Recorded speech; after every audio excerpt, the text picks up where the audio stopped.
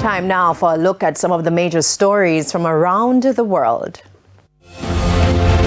Donald Trump has warned Iran that time is running out to negotiate a deal on its nuclear program following the steady buildup of U.S. military forces in the Gulf.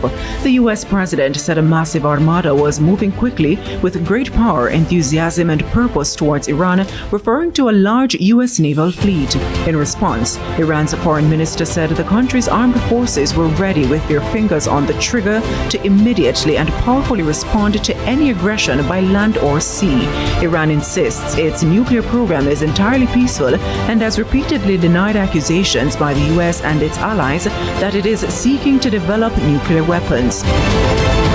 And two federal agents involved in the fatal shooting of Alex Pretty in Minneapolis have been placed on leave.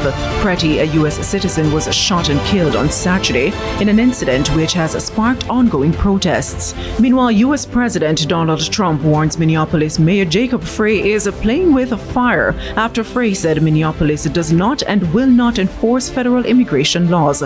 Responding to Trump's post on social media, Frey says the job of the officers is to keep people safe, not enforce Fed immigration laws.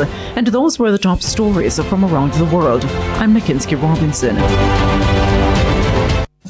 And the primetime news package continues with sports right after this break.